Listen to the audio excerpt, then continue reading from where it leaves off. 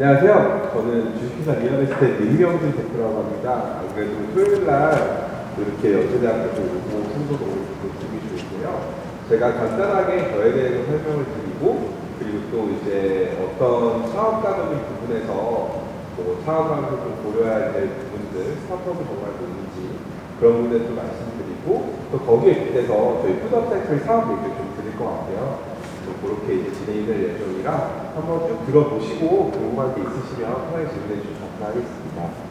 먼저 저에 대해서 간략하게 소개드리면 사실은 굉장히 다르죠. 이게 스타트업의 현실입니다. 네, 한 사업한 지 3년 됐는데 진짜 일할 시간이 없고 이동할 시간이 없어가지고 좀 많이 그러긴 했는데 저는 좀 특이해요. 저는 이제 한국에는 제가 이제 저희 할아버지 때 미국에 이민 가셔가지고 교통 3세라서 한국에는 이제 2011년도에 이제 서울대 MBA하면서 들어왔고, 그래서 그전에는 이제 페퍼다인 대학교에서 이제 회계랑 이제 경영학 전공을 했고, 그리고 이제 미국에서 쭉 일을 하다가 한 5년 정도 이제 바이오텍 회사에서도 이제 M&A 일을 하고, INT 캐피탈이라고 이제 하이스케차 펀드 매니지하는 데서 이제 투자 심사역 하다가 이제 PwC라는 이제 다국자 컨설팅 기업에서 일을 하다가 이제 한국으로 MBA 올 기회가 있어서 한국에서 MBA를 왔고, 한국에서 이제 서울대 MBA 끝나고 이제 삼일회계법이라는 곳에서 그게 이제 PwC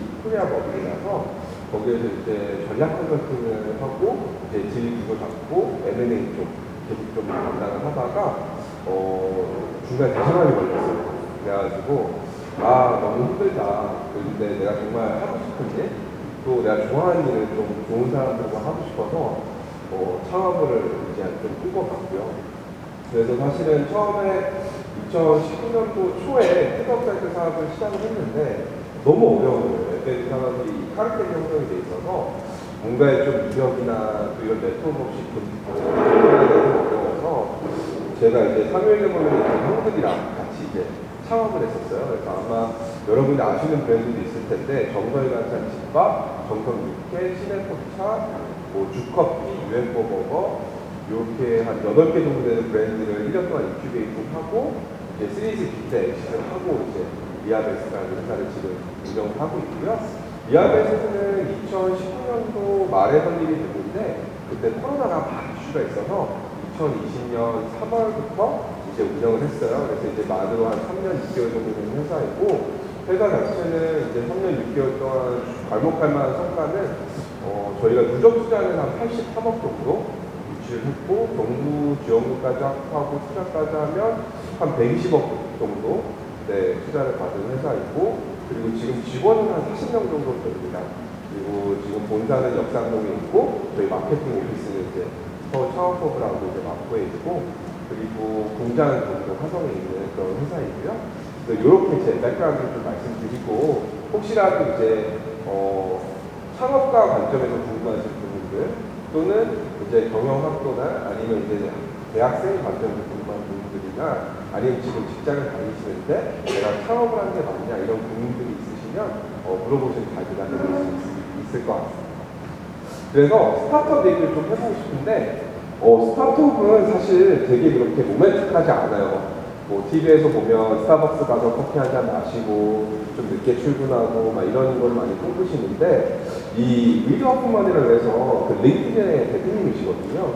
이분이 그랬어요. 스타트업이랑 절벽에서 비행기 부품 막 들고 이제 뛰어내려요. 땅에 닿기 전에 비행기 조립해서 올라가는 스타트업이거든요.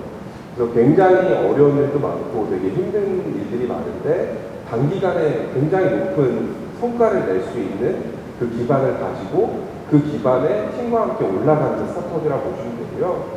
그리고 이제 스타트업에 대해서 좀 좋은 말씀을 드리면 저는 아직도 스타트업의 성과는 사실 돈이라고 생각하진 않아요. 그랬으면 저는 리아베스라는 시작을 안 했을 건데, 제가 생각하는 스타트업의 성공의 촉도는 사실 스타트업이 있고 없고 세상이 얼마나 바뀌었냐. 쿡방이나 컬리가 우리의 세상을 많이 바꿨듯이 리아베스라는 회사가 이제 음식물 쓰레기, 특히 부산물이 다시 식품이 될 수 있겠다라는 작은 변화를 만들었던 걸 되게 만족을 하고 있고, 더 나아가서는 이 변화가 사회에 남을 수 있게 소위 말해서 메이킹 체인지 쓰기라는 말을 많이 하거든요. 그래서 지금 딱 그런 작업을 하고 있는데, 사실은 변화를 스타트업이 만들 수는 있지만 이 세상에서 이 변화를 막게 하는 거는 사실 스타트업 혼자서는 못하거든요. 이제 관심을 갖는 다양한 소비자들과 민간 그리고 정부의 협력이 있어야지만 통할 수 있는 산업이기에 이런 자리에서 이렇게 강연 드리고 항상 말씀드리고 싶은 게 이렇게 좋은 스타트업 아이디어나 뭐 이런 창업가들이 있으면 한번 들어봐 주시고 이런 조그만 그런 불편함이 저희한테 되게 큰 용기거든요. 그래서 그런 것들을 좀 꾸준히 서포트해 주시면 감사하겠다는 말씀 드리고 싶고요. 그래서 스타트업은 그런 것 같아요. 진짜 말 그대로 우리가 가지고 있는 비전과 꿈을 정말 빠르게 이제 혁신적으로 세상을 바꿀 수 있는 힘을 가진 이 잠재력을 가지고 이제 회사를 키워나가는 거라고 봐주시면 되고요. 그러기 위해서 이제 또 재밌는 얘기를 좀 드리면 혹시 이거 보신 분 있으세요? 그 스타트업과 희망편과 이제 현실편인데 저도 처음에 그랬어요. 와, 처음에 스타트업 하고 신속한 인사결정 막 정부에서 돈 진짜 막 진짜 어마무시하고 주고 막 진짜 막 저도 유연하고 막 이랬는데 지금 보시면 이제 파멸편, 저는 이제 현실편이라고 얘기를 하는데 언제 이런 괴리감이 생기냐면 그 투자를 받는 단계에서 시드 투자, 초기 투자를 받고 이제 프리 A 투자를 받고 한 10억 정도 되면서 인력이 딱 10명이 넘어가잖아요. 이게 현실편이 나와요. 그래서 주로는 이제 뭐 페북이나 인스타에 중독된 CEO라든지 불안한 수익 모델, 급할 땐 탑다운이 짱이지. 진짜 공감합니다. 스타트업 다 같이 수평적으로 의사 결정하고 이런 게 점점 줄어들게 되거든요. 그리고 뭐 1년째 간만 보는 대기업 정말 많거든요. POC 한다는 얘기만 저 3년째 얘기한 것도 있어요. 그래서 막 이런 것들이 좀 재밌는데 그래도 스타트업이라는 거는 희망과 현실 그 중간 또는 여기에서 말씀드리고 싶은 건 사실 스타트업의 사고에 대한 그런 진화 과정인 것 같아요. 초기에 있는 스타트업 또는 초기에 있는 조직은 성장함에 따라서 성장성을 더 클 수밖에 없고 아까 앞서 말씀드렸다시피 워낙 빠르게 이 잠재력을 보여주고 조직을 키워야 되기 때문에 그런 성장통이 조금 더 극대화되고 있다라고 좀 말씀드릴 수 있을 것 같아요.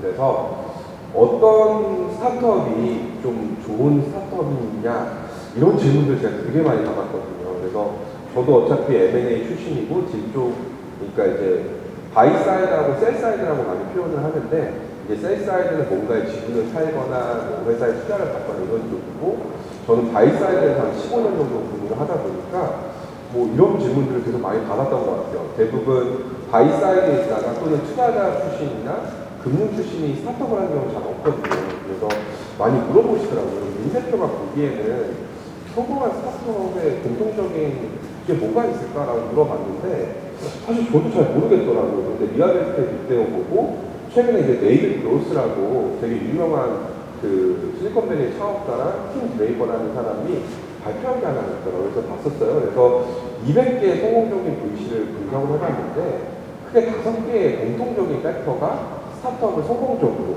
이끌어내고 있더라고요. 그래서 첫 번째는 타이밍, 그리고 두 번째는 이제 팀, 그리고 실행력, 그리고 세 번째는 이제 아이디어, 정말 얼마나 창의적인가. 그리고 네 번째는 사업 모델, 그 다음에 의외로 돈이 맨 마지막이었어요. 근데 저도 약간 공감을 많이 하는 게 일단 타이밍 먼저 말씀을 드리면 사실 되게 좀 모호하잖아요. 근데 여기서 말하고자 하는 타이밍은 우리가 설명한 문제나 우리가 설명한 해결 방안이 굉장히 좀 커서 어떤 타이밍에도 좀 잘 맞아 떨어질 수 있는 그런 거를 얘기하는 것 같더라고요. 예를 들어서 아마 잘 모르시겠지만 라이코스나 엠파스 굉장히 많은 포탈 서치 기업들이 있었는데 결국 빚을 바라지 못했거든요. 타이밍이 맞지 않아서.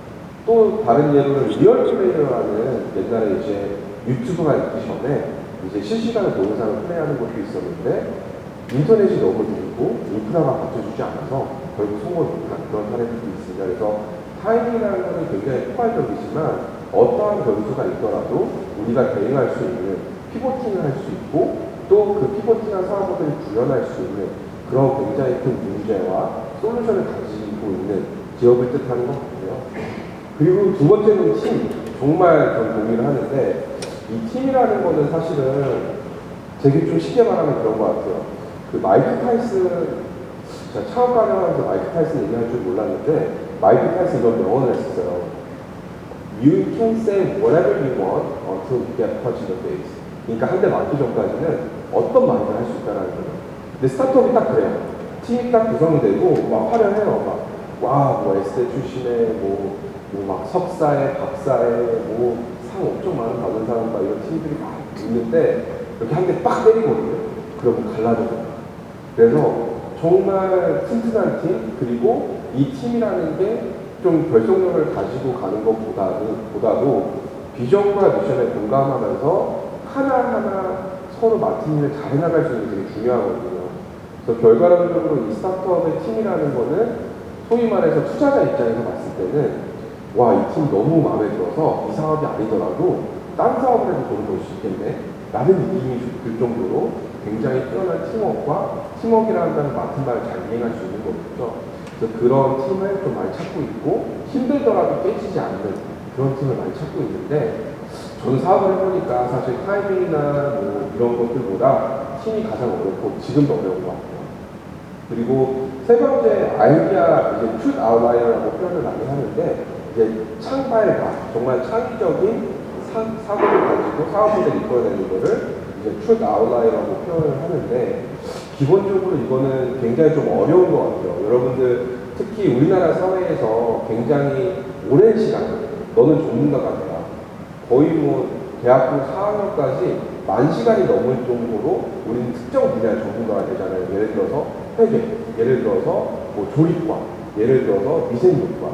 근데 그렇게 교육을 받으면서 좋은 창발가가 되려면 되게 파라독시컬한 마인드가 기술이 하나 있어요. 뭐냐면 이 한 분야의 전문성을 가지고 있지만 이 분야를 아예 새롭게 볼 수 있는 분이 필요하거든요. 그래서 저도 푸드 쪽에 굉장히 많이 컨설팅을 했었어요. 원가 절감부터 해서 대기업 프로젝트 굉장히 많이 했었는데 나름 F&B의 전문가라고 생각을 하고 사업을 봤는데 사업 아이템이 안 보이는 거예요. 그래서 아예 처음부터 다시 봤죠. 기존에 있는 소위 말하는 도메인 엑스퍼티스를 가지고 새로운 시각을 키울 수 있는 이 두 가지의 굉장히 상충이 되는 아이디어를 가지고 사업 모델을 구현을 할 수 있다라고 한다면 여기 아까 말씀드렸던 아이디어 truth outlier를 가져갈 수 있다라고 말씀드릴 것 같아요. 그리고 비즈니스 모델은 정말 심플하게 우리가 사업을 어떻게 돈을 벌 수 있냐, 그 돈을 벌 수 있는 수익 모델이 정말 지속 가능하냐라는 부분에서 많이 얘기가 나올 거예요. 근데 대부분 사람들이 야, 민 대표 돈은 그냥 벌면 되는 거 아니야? 제품 팔면 되는 거 아니야? 사실 단순히 그게 아니고요. 하나의 사업을 놓고 전방산업과 후방산업이 있고 이 전방과 후방산업이 연결하는 밸류체인이 있을 거잖아요. 예를 들어서 뭐 아까 치킨 드셨어요. 치킨을 예를 들면 닭을 키우고 이 키운 닭을 소싱을 하고 이 소싱한 닭을 가지고 레시피를 잡고 생산을 하고 마케팅을 하고 브랜딩을 하고 유통을 하고 고객의 CS를 하는 전반에 거쳐서 이 큰 사업 모델 안에서 어떤 유기적인 내가 가지고 있는 이 메인 사업 모델이 어떤 유기적인 역할을 해서 어떤 강점을 보여줄 수 있는지가 사실 굉장히 키가 될 것 같습니다. 그리고 펀딩 같은 경우는 사실 좀 저는 스타트업 관점에서는 좀 중요하다고 생각을 하는데 생각보다 중요하지 않다라고 이건 미국 기준이라서 그런 것 같아요. 미국은 사실은 마켓 자체가 굉장히 넓어요. 그래서 예를 들어서 뭐 빌 게이츠나 뭐 아니면은 뭐 스티브 잡스가 뭐 가라지 그 차고에서 컴퓨터 만들어 팔았다고 했잖아요. 근데 실제로 팔 때가 많아요. 그냥 나이브한 손님들도 많고 고객들도 많고. 근데 우리나라에서 예를 들어서 우리나라 아파트에서 누가 빌라에서 컴퓨터 새로운 신기술 컴퓨터 만들어서 400만 원에 여기다 판다면 아무도 안 사실 거잖아요. 근데 미국은 안 사는 분 중에 굉장히 작은 분의 소수들이 사겠지만 그 비중이 굉장히 높은 것 같아서 굉장히 좀 마케팅과 펀딩이 중요하지 않다라고 하는데 우리나라는 시장이 좀 작기 때문에 펀딩이 중요하다고 생각을 해요. 그래서 펀딩이 왜 중요하다라고 말씀을 드리냐면 빨리 성장하기 위해서 꼭 필요한 툴인 것 같아요. 그래서 정말 사업을 구상을 하고 창업과 스타트업의 차이가 있는 걸 여러분들 아마 명확하게 아실 거예요. 제가 여러 번 말씀을 드렸으니까. 그래서 굉장히 빠르게 우리가 사업을 성장을 시키고 세상의 변화를 일으키려면 유기적인 돈의 영업이익을 다시 재투자해서는 힘들거든요. 그렇다면 내가 생각하는 사업 모델과 내가 구상하는 여러 가지 마일스톤을 놓고 봤을 때 내가 언제 투자를 받고 이 투자를 받기 위해서 어떤 조건들이 성결돼야 되는지 명확하게 판단하는 게 좋을 것 같습니다. 그래서 투자라는 게 사실 그렇게 어렵게 볼 수도 있지만 어렵지 않기도 해요. 사실 우리나라의 창업 센터가 굉장히 많이 활성화되어 있고 특히 VC 업계 쪽이나 투자 업계 쪽은 일본보다 더 규모가 큽니다. 그리고 굉장히 세분화된 투자 사업 모델을 가지고 있는 투자자들이 굉장히 많고요. 그래서 초기에 투자를 받을 때는 뭐 엔젤 투자라든지 아니면은 뭐 소풍이나 리스크나 스파크랩 같은 또 엔시모 같은 굉장히 좋은 엑셀러레이터들이 있기 때문에 이 엑셀러레이터를 통해서 작은 돈의 자금을 수요를 받고 사업 모델에 이제 가설을 하고 그 다음 단계로 나갔을 때도 또 굉장히 많은 VC들이 있기 때문에 여러분들이 생각하는 사업을 꼭 투자에 연계해서 고민해 봤으면 좋겠어요. 그래서 그런 부분을 한번 꼭 생각을 해봐 주시고 사업을 했으면 좋겠다라는 말씀을 드리고 싶고요. 그래서 제 얘기를 좀 드리면 이제는 저 민대표라는 사람은 완전 문과 출신인데 왜 식품을 갔지? 라는 생각을 많이 하시고 저도 많이 듣는데 저는 어렸을 때부터 제가 하고 싶은 게 있고 필요해서 했던 일들이 있었던 것 같아요. 아마 다 비슷하실 텐데 뭐 그런 거죠. 필요해서 했던 일이라고 하면 우리 아버지가 야 너는 삭자 돌림이 되는 일을 해. 회계사 진짜 안 주셨거든요. 근데 그리고 회계사가 됐고 그리고 제가 원하는 걸 한 번도 생각할 시간이 없었던 것 같아요. 약간 지금 보니까 이제 크라우드 자체가 되게 다양하게 좀 어리신 것 같은데 약간 우리나라에 와서 특히 제가 많이 느끼고 미국에 있는 아시아인들의 그런 사회에서 많이 느꼈던 거는 굉장히 화살 같은 사람을 요구를 하더라고요. 그게 무슨 말이냐면 A부터 B까지 가는데 최단 시간에 최소한의 노력으로 가는 사람. 너는 22살에 대리를 달고 너는 30에 과장을 달고 너는 50살에 만약에 맞는 부장으로 너 인생이 실패한 거야. 라는 사회적인 통념이 있고 그런 부분을 깨내기가 너무 어려워서 많은 사람들이 필요한 일만 하는 것 같아요. 근데 저는 어쨌든 해외 경험도 많고 해외에서 오래 살아봤고 했었는데 제 주변에 많은 친구들을 보면 약간 시냇가에 떠나가는 종이배 같은 삶을 살고 있거든요. 결과적으로 목적지에 도달을 하는데 그 목적지에 도달하는 과정에서 여기도 들리고 저기도 들리고 결과적으로 B라는 종착지에 같이 도달을 하게 되거든요. 근데 B라는 종착지에 도착했을 때 내 자신을 돌아보면 그게 사업적인 관점이 됐던 인생의 관점이 됐던 어떤 사람이 더 의사결정을 잘 내릴 수 있을까를 놓고 보면 저는 오히려 후자일 것 같거든요. 굉장히 많은 경험과 굉장히 많은 그런 노하우를 가지고 내릴 수 있는 의사결정과 굉장히 빠르게 단편적으로 살아온 사람의 의사결정은 뎁스의 차이가 있을 수밖에 없고 또 우리가 원하는 행복도에 대한 차이가 있을 수밖에 없다라는 게 좀 있더라고요. 그래서 곰곰이 생각을 해봤어요. 제가 대장암에 걸리고 나서 어떤 일을 좀 해볼까? 내가 좋아하는 일이 뭐지? 근데 음식이더라고요. 딱 봐도 음식 좋아하는 생겼죠. 그래서 음식을 너무 좋아하고 그리고 사람을 도와주는 걸 되게 좋아했었어요. 그래서 그러면은 사람도 도와주고 음식도 좋아하는 내가 이 F&B 산업의 고질적인 이슈를 한번 해결해야 되죠. 그래서 했던 프로젝트가 하나 생각이 났던 거예요. 제가 회계법인에서 일을 할 때 굉장히 큰 대기업에 원가 절감 프로젝트를 해드린 적이 있어요. 그래서 월에 한 20억 정도로 원가 절감을 해드렸죠, 저희 팀이. 근데 너무나도 놀란 게 부산분을 벌였는데 월에 40억을 쓰고 있는 거예요. 이 괴리감은 뭐지? 여기에 분명히 마켓 오퍼튜니티가 있을 거다. 라고 해서 이 부산분, 또 음식물 쓰레기 쪽을 굉장히 깊게 들여다보고 시작을 했고 그래서 F&B 산업이 순화하지 않구나. 이 F&B 산업의 순환 고리를 만들 수만 있다라고 했을 때 내가 원하는 좋은 일 그리고 투자자 관점에서 사업 수익이 나오고 또 지속 가능성이 있는 변화를 가져갈 수 있는 게 푸드 업사이클이라는 생각이 돼서 이렇게 창업을 하게 됐어요. 그래서 이제 본론이죠. 푸드 업사이클이 도대체 뭐냐. 사실 푸드 업사이클을 잘 모르시는 분이 굉장히 많아요. 근데 푸드 업사이클이 크게 세 가지 컨셉을 이해하기 굉장히 쉽습니다. 다운사이클링, 리사이클링, 업사이클링 이 세 가지를 알면 되는데 먼저 다운사이클링을 감자를 예를 들어서 얘기를 해볼게요. 업사이클링하고 리사이클링하고 다운사이클링의 가장 큰 차이는 가치예요. 그래서 요 못난이 감자를 1kg에 저희가 1,000원에 사와서 그걸 막 쇼핑해가지고 바닥에 이제 눈에 미끄러지지 않는 그런 원료를 쓴다고 해서 키로당 200원에 팔아버리면 결과적으로 가치가 내려갔으니까 다운사이클링이 되겠죠. 그리고 이 모스나리 감자를 가지고 저희가 상품화를 해서 다시 1,000원짜리에 판다라고 했을 때는 리사이클링이 되겠죠.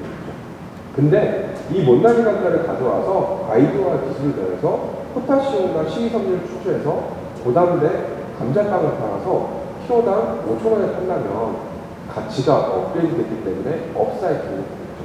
그래서 이 업사이클링 컨셉을 좀 잘 이해하셨으면 좋겠어요. 그래서 이제 푸드 업사이클링이라고 한다면 기존의 저부가치로 활용이 되거나 폐기가 되던 부산물을 저희가 업사이클링해서 좀 더 고부가치로 판매를 하는 그런 사업이라고 생각해 주셨으면 좋겠고요. 의외로 푸드 업사이클링 쪽에 그린워싱이 진짜 많아요. 그래서 뭐 예를 들어서 말씀 하나 드릴게요. 그 질문지에 있었는데 버려지는 딸기로 잼을 만들어요. 이게 과연 업사이클인가요? 리사이클인가요? 못난이 딸기의 원래 목적이 뭔지 아세요? 잼이에요.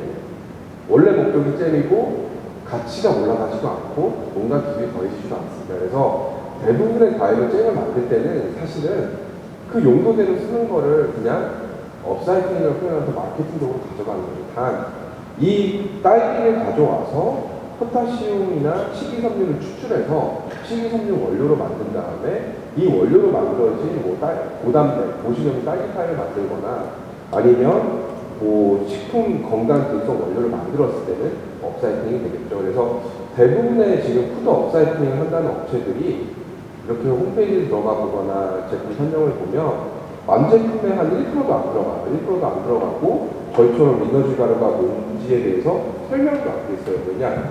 업사이클링이 아니니까. 그냥 리사이클링만 했는데 어떻게 영양성분이 더 좋아지겠어요?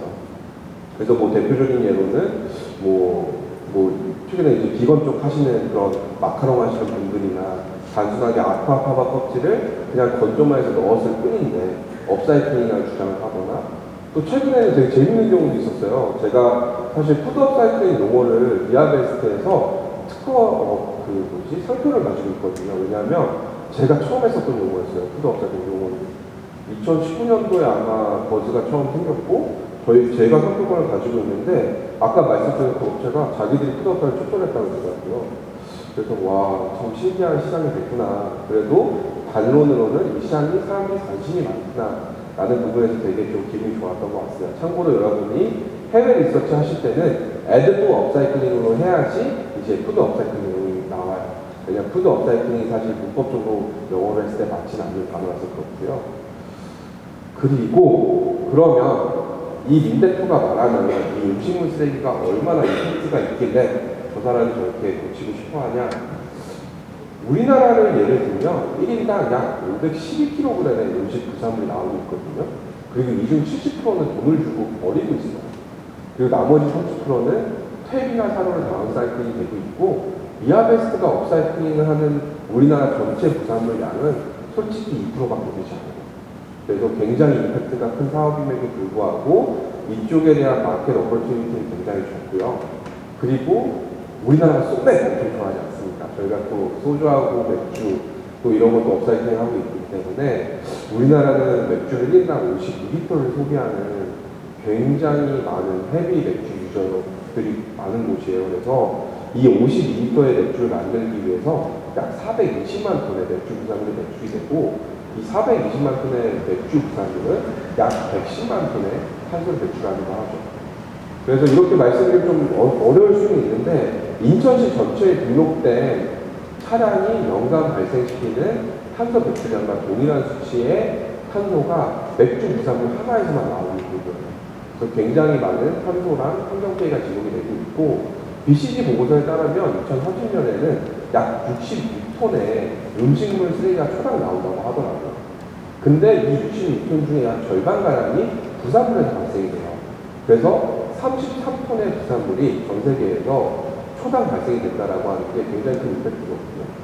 그래서 여러분 원룸을 하나 꽉 채우면 한 1톤 정도의 부산물이나 음식물 쓰레기가 채워져요. 그래서 원룸 33개 정도의 규모의 부산물이 매 초마다 2030년에 벌어진다고 생각이 되면 굉장히 큰 임팩트가 있는 사업이고 참 놀랍게도 아직까지 이 업사이클링 시장이 성숙하지 않은 시장이라는 걸 보면 이것들은 좀 굉장히 좀 우려스러운 현실이지 않을까 그래서 이걸 좀 많이 타개하기 위해서 이하베스트, 즉 버려지는 부산물을 재수확하는 회사를 만들게 된 계기가 된 거죠.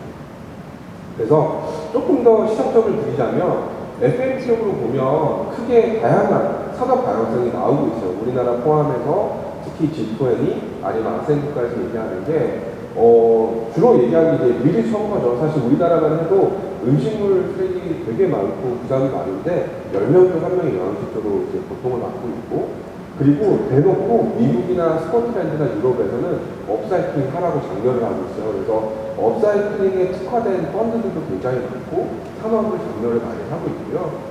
그리고 또 서스테이너블 푸드 관점에서 많이 얘기가 나오는 게, 뭐 우리나라는 인구가 소멸하고 있다고 하지만 실제로 전 세계적으로 봤을 때는 굉장히 많은 인구가 늘어나고 있고, 또 늘어나는 인구가 더불어서 산업화가 같이 진행이 되면서 음식 부산물이 늘어나고 있는 추세예요. 왜 그러냐면 우리가 입맛이 까다로워짐에 따라서 부산물이 늘어나는 구조이거든요. 예를 들어서 옛날에는 저희가 사과를 통으로 먹었다라고 한다면 지금은 사과에서 가장 맛있는 당하고 탄수화물을 추출해서 주스나 잼을 만들고 나머지는 버리고 있잖아요. 마찬가지 현상이 꾸준하게 일어나면서 개발도상국에서 굉장히 많은 부산물이 늘어나고 있다라고 말씀을 드릴 수 있을 것 같아요. 그리고 국내를 그럼 좀 예를 들어보면 전 세계적으로는 이렇게 꽤 많은 식품 부산물을 기존에는 비식품으로 많이 사용을 하다가 약 5년에서 7년 전부터 non-edible edible shift라고 해서 좀 푸드 업사이클 쪽으로 많이 이제 이동이 되고 있고요. 그리고 굉장히 많은 시장이 형성이 되어 있어요. 그래가지고 다양한 업체들이 있는데 우리나라는 아직까지 식품 부산물 그러면 굉장히 좀 약해요. 시사점도 굉장히 낮고, 그리고 왜 이게 중요한지를 잘 모르시고, 또 푸드업 사이클 기업이 사실 없어요. 이하베스트 빼고는 푸드업 사이클 전문 기업이 없고, 그리고 정부 지원도 이제 막 시작 단계라는 부분이 이제 막 사업이 이제 태동을 하고 그런 단계라고 봐주시면 되는데, 이제 좀 그런 게 안타까운 것 같아요. 저희도 이하베스트 사실 굉장히 많은 제품을 출시를 하고 있는데, 뭐 감사하게는 저희가 업사이클링하는 뭐 예를 들어 맥주 부산물이라고 한다면 굉장히 많은 부분들이 찾아주세요. 왜냐하면 내부적으로 대기업들은 제조사이기 때문에 ESG 관점에서 뭔가 일을 해야 되거든요. 근데 식품 F&B 산업이 정말 제조업과 원단이 싸움을 하는 곳이에요. 근데 이 F&B 산업에 2035년까지 넷제로를 위해서 별도의 설비를 투자를 하고 별도의 프로세스를 넣고 별도의 사람을 넣으라는 것은 사실 불가능한 얘기거든요. 그래서 굉장히 많은 기업들이 탄소를 낮출 수 있는 원료를 찾고 있고 그렇게 의학에서 많이 찾아주시는데, 그렇게 찾는 것까지는 오케이인데 아직까지 소비자 인식이 없어서 사실 저희 원료가 뭐 굉장히 많은 제품에 들어가고 있어요. 뭐 특히 최근에는 이제 종갓집에 이제 김치 라인에 다 들어가고 있는데 그냥 보리 원료로 들어가고 있어요. 그래서 영양 성분이 워낙 뛰어나기 때문에 이제 보리 원료로 이제 이렇게 표기가 돼서 들어가는데, 아쉬운 거는 이걸 업사이클링 제품이다 라고 내세울 수 없는 부분들이 좀 아직은 아쉽지만, 그래도 이 푸드 업사이클링의 경쟁력이 결과적으로는 친환경 가치만 있지는 않거든요.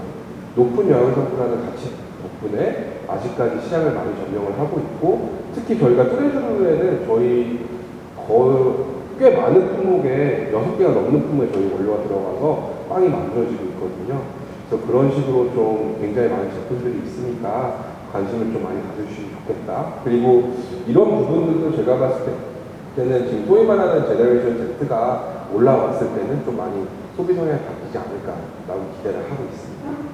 그래서 앞서 말씀드렸던 음식 부산물 추이를 여기 좀 정리를 했던 부분이 있고요. 실제로 정말 많은 음식 부산물이 나온다라는 게 핵심 시사점이 될 것 같아요. 자, 그래서 제가 안 그래도 맥주, 식혜 이런 얘기를 굉장히 많이 했잖아요. 그래서 질문지에도 보니까 왜 맥주하고 식혜를 이 민 대표라는 사람이 선정을 했을까? 딱 봐도 저 사람이 맥주 좋아하게 생겨서 그랬을까? 사실 그건 아니고요. 총 4가지 관점으로 저는 분석을 하고 있어요. 첫 번째 제가 보는 게 물량이에요.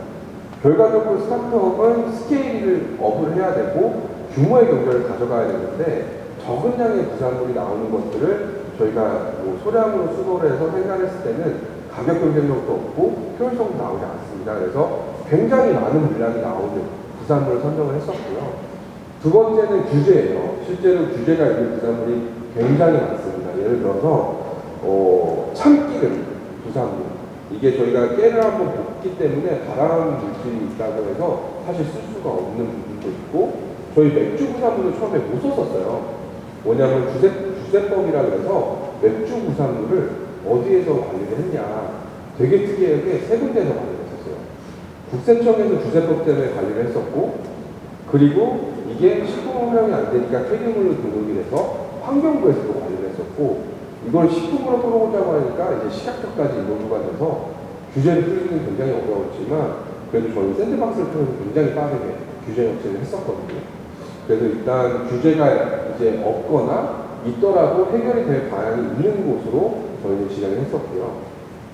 그리고 소주밥 같은 게 조금 애매해요. 아직까지 알코올 있는 부산물들은 저희가 좀 사용하기에 좀 어려운 부분들이 있어서 아직 규제적으로 좀 이거를 꼭 보고 짚고 넘어가는 부분이 있고요. 그리고 청결성도 굉장히 중요하게 보고 있습니다. 어쨌든 청결하지 않은 부산물을 가져왔을 때 저희가 처리할 수 없는 부분은 당연히 있거니와 제조가 굉장히 올라가게 되면 시장에서 효용성이라는 게 많이 떨어지거든요. 그래서 청결한지도 보고, 그리고 가장 중요한 거, 영양성.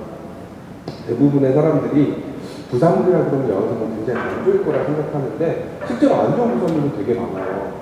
근데 뭐 예를 들어서 뭐 매실청, 그러니까 우리나라의 대부분 음료 베이스에 매실이 들어가거든요. 그래서 매실을 짜고 나면 이 매실 껍데기는 생각보다 영양성이 형편이 없어요. 그래서 저희가 큰 돈을 들여서 업사이클을 해봤자 높은 영양성분의 가치가 없기 때문에 판매를 할 수가 없어서 굉장히 높은 영양성분이 있는 그런 부산물을 찾아내고 있다. 그래서 이 네 가지 관점에서 했을 때 저희가 초기에는 맥주하고 식혜 부산물을 타겟을 잡았고요. 아직도 맥주하고 식혜 부산물을 저희 베이스라인 프로덕트고, 지금은 저희가 하는 게 밀기류 부산물도 업사이클링 하고 있고, 식빵 부산물도 업사이클링 하고 있어요. 그래서 내년쯤에 저희가 만든 식빵 맥주가 또 나오거든요. 그래서 식빵도 업사이클링 하고 있고, 홍상도 부산물 업사이클링 하고 있고, 콩비지라고 하죠. 이제 두부 부산물도 업사이클링, 콩비지랑 이제 깨진 두부가 굉장히 많이 나오는 거 아세요? 저 최근에 제가 두부 부산물 업사이클링 한 지 이제 2개월 됐는데,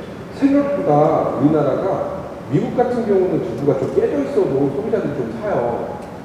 모서리가 조금 깎여 있거나 이래서 사는데, 우리나라 소비자 같은 경우는 진짜 이쁜 각이 나오지 않으면 안 산대요. 그래서 생산되는 이 대기업인데 생산되는 두부의 약 10%가 못생겨서 버려주더라고요. 그래서 그 부산물을 업사이클링 하기도 하고, 그래서 좀 다양한 곡물 기반의 부산물을 저희가 업사이클링 하고 있고, 다만 기술의 좀 한계로 인해서 이제 좀 동물이나 아니면 축산 쪽은 아직 업사이클 좀 어려워서 이건 좀 개발을 하고 있습니다. 그래서 아까 말씀드렸듯이 부산물이 굉장히 많이 나온다는 그런 예시였고, 또 맥주하고 식혜 부산물도 굉장히 많이 나오고 있다라는 말씀을 드리는 장표였어요. 그래서 아까 말씀드렸다시피 부산물로 인해서 굉장히 많은 환경 피해가 발생이 되고 있다라는 부분을 시사점으로 가져가고 있는 장표이고요. 제가 시간 계속 보는 게 지루하지 않게 딱 50분, 40분 이렇게 맞춰드리려고 하고 있는 그런 거니까 좀 이렇게 제가 너무 쉽게 많이 된다고 유효하지 마시고, 길게 하면 길게 할 수 있는데 그건 좀 재미없잖아요. 그죠? 그래서 저희가 하는 이제 사업 큰 관점을 보면 저희는 선순환 구조를 만들기 위해서 사업을 하고 있어요. 근데 제가 사업 모델을 구성을 하면서 사실 다른 사업 모델도 굉장히 많았지만 정말 좋은 일도 하고 싶었고, 아까 말씀드렸던 것 중에 제가 펀딩 얘기를 했잖아요. 인베스터빌리티라고 얘기를 하거든요. 그래서 사실 사업가들이 되게 나이브하게 야, 우리 사업 잘하고 돈 많이 벌면 투자 받는 거 아니야? 그렇지 않거든요. 예를 들어서 더본코리아가 굉장히 오랫동안 성장을 못하고 있잖아요. 가장 큰 이유는 이 회사가 상장을 했을 때 미래적으로 더 큰 파이를 키워나가고 더 큰 시장을 만들어 나가고 더 나아가서 주주들의 돈을 안전하게 세이프키핑 할 수 있는 자산이 없다는 판단 때문이거든요. 스타트업도 똑같습니다. 돈만 많이 벌면 소용이 없어요. 돈을 몇십억을 벌어도 기업 가치가 몇십억 벌어도 다르겠다. 초기에. 근데 어쨌든 돈을 정말 많이 벌지 않는 이상은 어느 정도 벌었을 때는 기업 가치를 높일 수가 없어요. 정말 미래에 대한 성장성. 지금 보시면 CJ의 기업 가치가 1.몇억 원 될 거예요. 근데 코카의 기업 가치가 12조 원이 넘거든요. 그것만 봐도 알 수 있는 게 쿠팡은 아직 성장할 수 있는 꿈이 많고 성장할 수 있는 확장성이 많기 때문에 그 미래를 보고 투자를 하는 거거든요. 근데 CJ는 참 아쉽게도 국내에서 굉장히 좋은 플레이어고 매출도 굉장히 많이 나고 있지만 기업 가치적으로 봤을 때 성장성이 더져 보인다는 거죠. 그래서 제가 이 사업을 할 때 참 좋다고 생각을 했던 그 인베스터 밸런티 부분에서는 향후에 발생될 수 있는 그런 위기들을 놓고 봤을 때 이런 특수한 목적을 가진 펀드들이 많이 생겨서 저희 쪽에 사업이 어려워도 투자를 잘해줄 수 있을 거라는 생각을 하고 사업을 했었어요. 그래서 여러분이 꼭 아셔야 될 게 내가 하는 사업, 내가 하고자 하는 사업이 나중에 투자를 받기 위해서는 이 사업을 위한 주 목적에 맞는 펀드들이 있는지를 보셔야 되거든요. 근데 리아베스 같은 경우는 아까도 말씀드렸다시피 푸드테크도 될 수 있고 기후테크도 될 수 있고 ESG도 될 수 있고 그리고 대체식품도 될 수 있기 때문에 굉장히 많은 플레이가 가능하다고 생각해서 이 사업을 시작한 건 맞거든요. 그래서 여러분이 사업을 구상할 때도 내가 만약 투자를 받겠다. 그러면 이 산업 안에서 과연 내가 성장을 했을 때 받을 수 있는 펀드의 주 목적에 맞는 것들이 있을까? 그걸 한번 고민해 보시면 되게 좋을 것 같아요. 그 펀드 수가 작으면 작을수록 더 치열하고 투자받기도 어렵고 기업가치 인정받기 어려운 부분이 있거든요. 그래서 그런 거를 꼭 생각을 해봐 주시면 좋겠고 또 투자를 위해서 큰 그림을 깔으셔야 돼요. 그래서 그런 부분들은 제가 뒤에서 좀 설명을 드리도록 하겠습니다. 그래서 리아베스트의 비포 앤 애프터를 보시면 이제는 기업들이 부산물을 돈 주고 버리는 골칫덩으로 생각을 안 하고 최근에 이런 말까지 들었어요. 리아베스트는 약간 마이너 같아요. 금강을 캐는 광부 같아요. 그래가지고 저희가 정말 부산물에 대한 인식을 좀 많이 바꿔서 이제 부산물이라는 거는 좋은 원료가 되고 좋은 식품이 될 수 있다.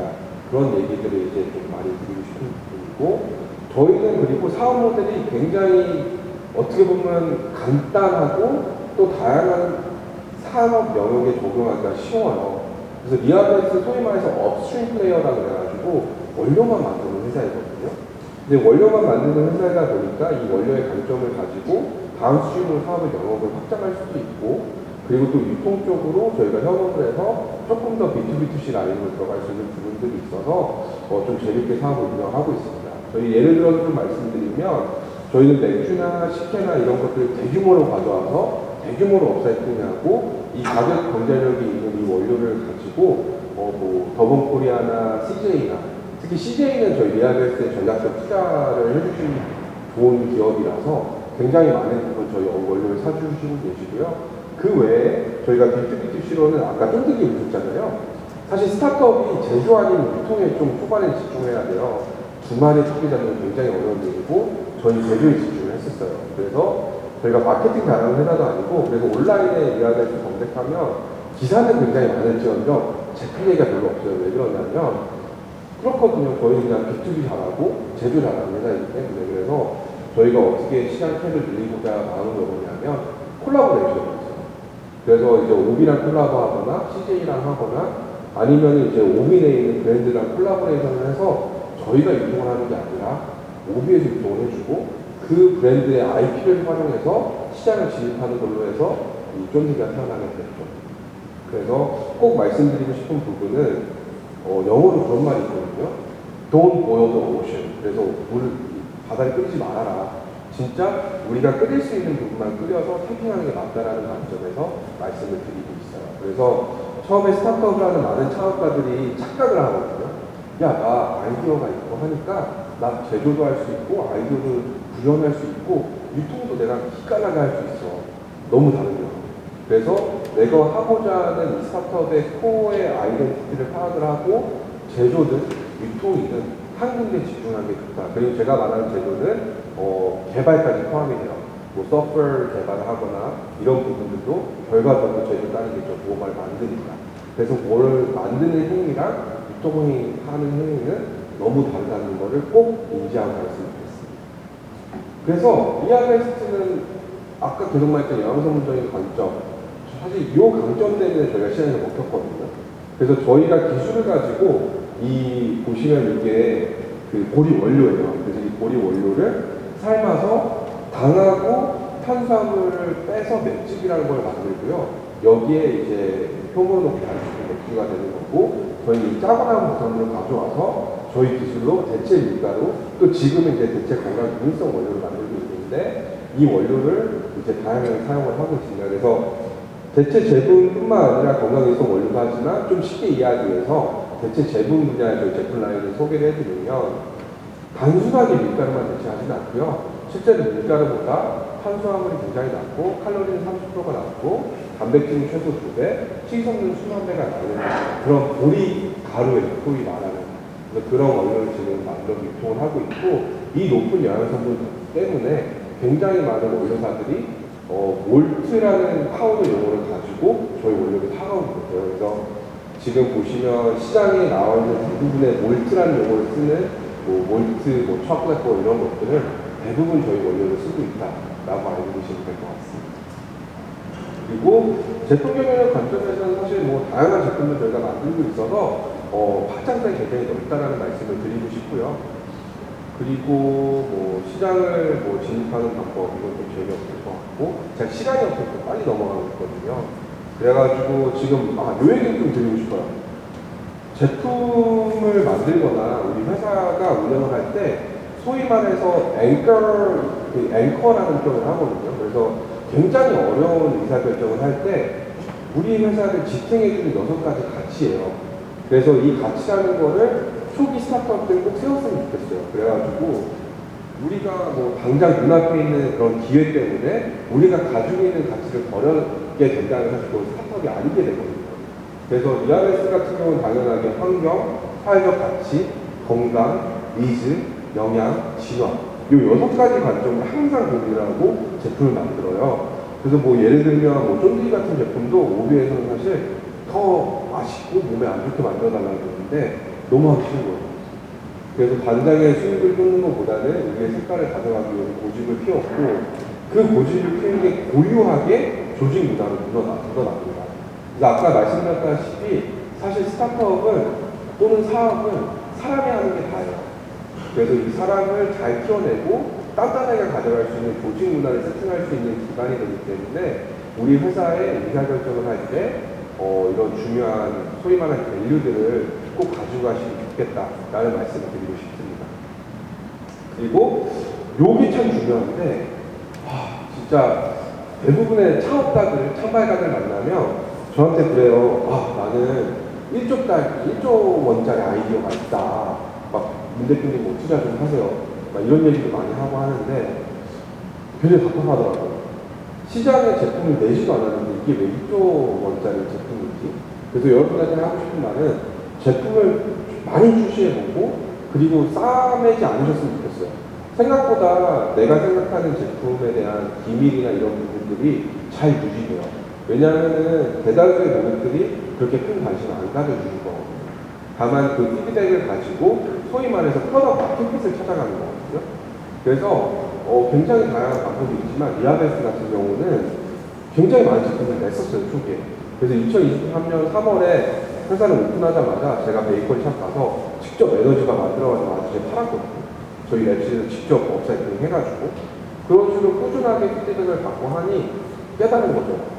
시장에서 먹힐 수 있겠구나. 시장에서 이런 부분을 고치면 되겠구나. 라는 생각을 할 수 있는데 저랑 그때 같이 시작했던 친구들은 아직도 아이디어 꼼꼼한 삶에 있고 아직도 펀딩을 못 받고 아직도 자기 생각에 취해 있는 분들이 많으시거든요. 그래서 제가 꼭 하고 싶은 말씀은 MVP라는 제품 용어가 있거든요. 최소한의 기능을 가진 제품을 한번 시장에 트라이를 해보는 부분을 꼭 말씀을 드리고 싶고 꼭 하셨으면 좋겠다라는 말씀을 드리고 싶어요.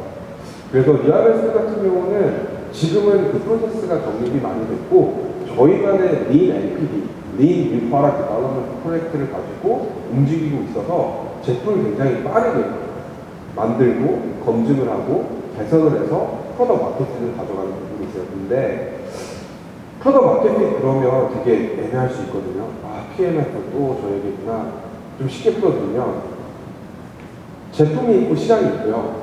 그리고 이 제품하고 시장이 잘 되면 프로덕트 마켓핏이라고 해서 광고를 안 해도 제품이 팔려요. 그러니까 예를 들면 괜찮고 데일밴드 광고 안 하잖아요. 근데 우리 약국 가면 손 찢어주면 제일 먼저 데일밴드 주세요. 마데카는 주세요. 그건 프로덕트 마켓핏을 찾은 거거든요.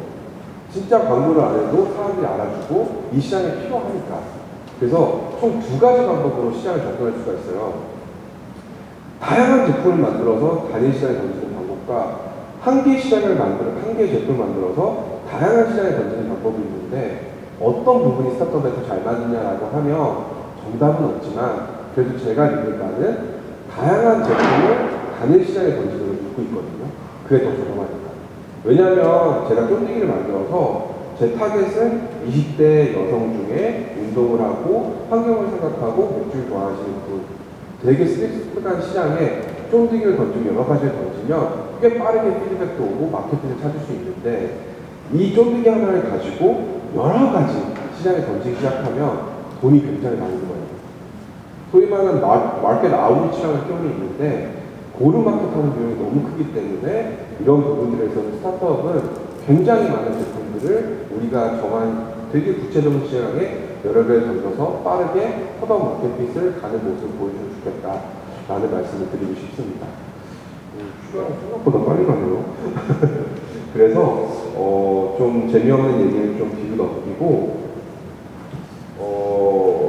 이 얘기도 좀 드리고 싶은 게 최근에 ESG 기업이나 또 푸드테크 중에서도 대체식품들, 친환경 업체들 보면 이런 수치들을 기재를 못해요. 그러니까 대체식품이나 이런 쪽에서 결과적으로 탄소를 많이 아끼고 물을 많이 아끼는 부분들이 있는데 아직까지 우리나라에 이 탄소 배출을 산정하는 방법론이 없거든요. 근데 해외에는 라이프사이클 어세스먼트라고 해서 탄소를 배출하는 방법론을 저희는 산정을 하고 있고 이런 부분도 좀 많이 고민해 보셔야 되는 게 결과론적으로는 우리가 어필하고자 하는 이런 가치들을 뭔가 수치화할 수 있는 건 굉장히 좋거든요.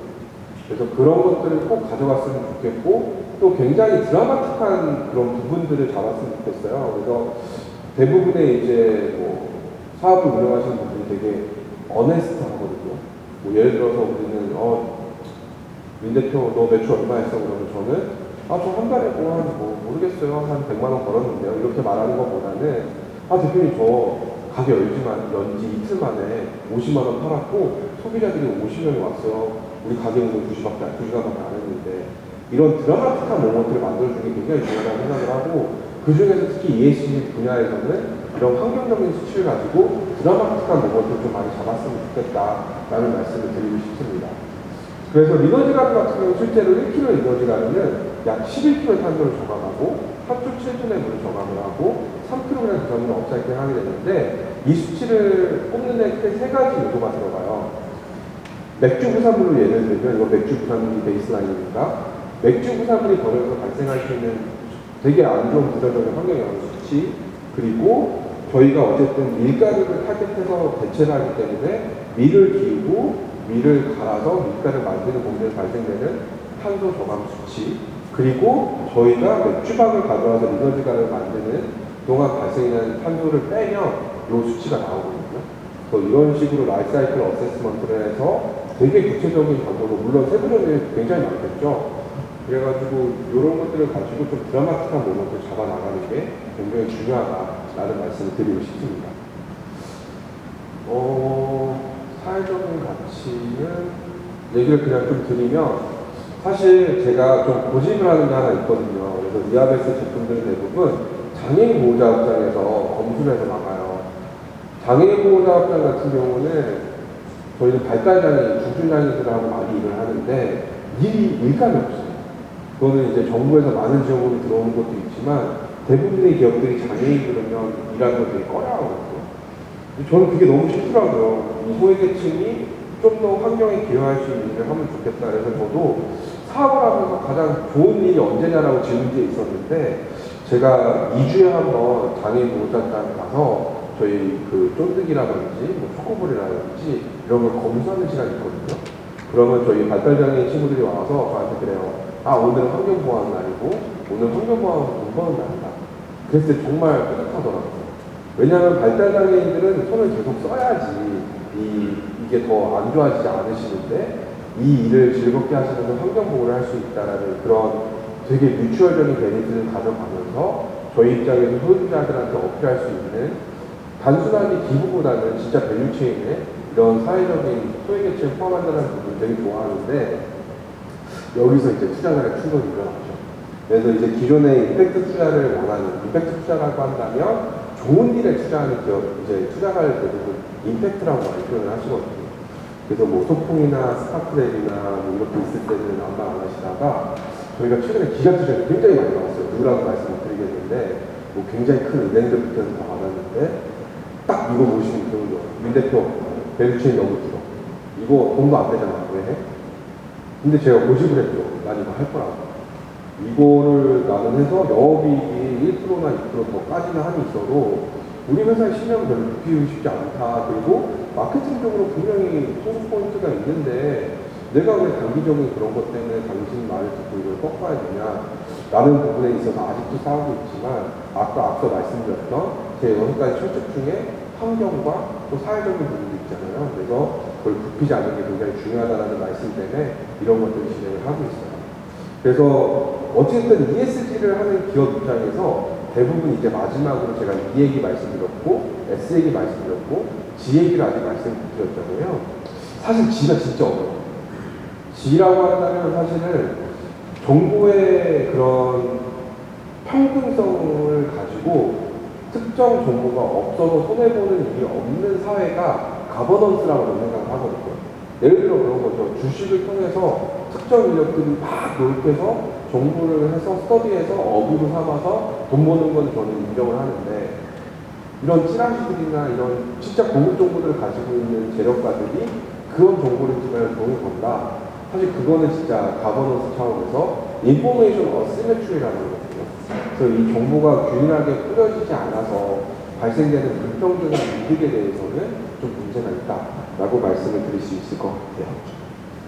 그래서 마지막으로 엔딩 리마크를 드리면 제가 창업가적인 얘기를 드렸고 또 저희 회사에 대한 얘기를 드렸고 푸드테크에 대해서 특히 친환경 푸드테크에서 어떤 강점이 중요한지 말씀을 드렸는데 전반적으로 다 말씀을 드리면 프로덕트 마케팅 진짜 너무 중요해서 이건 말씀드려야 돼서 다시 한번 강조드릴게요.